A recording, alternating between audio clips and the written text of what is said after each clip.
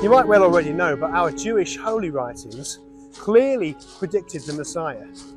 God's messengers and prophets were filled with the saving one's spirit, and they made out predictions and poetry talking about how the Messiah figure would have to suffer and die, but that a time would come after that when God would come to be with his people in a new way.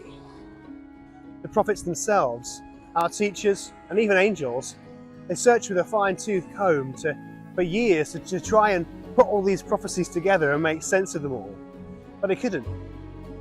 All the prophets could see clearly was that their words were not serving themselves, but someone in the future. This current spiritual reality has been centuries in the making because God wanted it all to be so clear. Those people who spoke and proclaimed out this good news to you, these ancient mysteries, that's what they were making clear. And they did it empowered by that same Holy Spirit of God. So because you too have heard that call from God's Spirit inside you, we need to be constantly conscious and present of Jesus. Our ambitions, our focus, where we put our trust, all of these things need to be on that future point where we will see Jesus together. Live now like you will live then, but Papa God is with us. He's in us, and we have been designed to reflect him. So let's stop bringing our natural urges and animal instincts into line with the baseline habits and norms of culture around us. We're supernatural, not just natural. We're spiritual and divinely made. We're not just animals. So especially now we know different. Stop these anti-God, anti-people, anti-self actions and attitudes. Let's replace those with God's otherness, his set-apart God culture. Let's be holy. Our ancient writings, written and breathed from God, say this: be a holy people because that's what I'm like. How wonderful it is that Papa God would judge us all impartially. There's going to be no favourites with him, no overly emotional decisions. Let's live out our lives according to our new reborn reality where heaven is our home and we're just passing through this culture.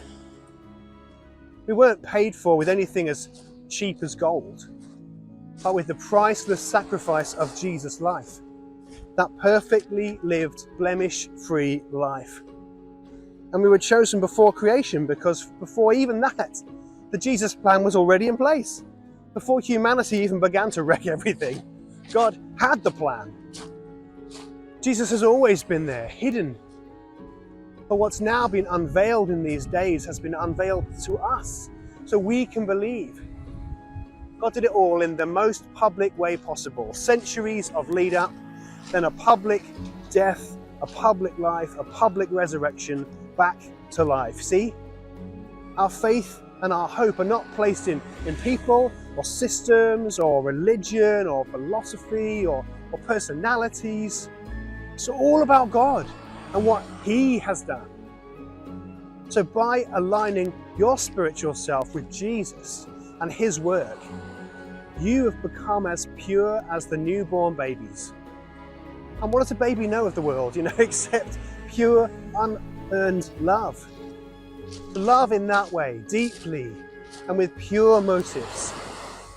We've been reborn, and it's not with a natural, temporary, flawed family line, but with the supernatural, eternal, perfect family line of God's living message, Jesus.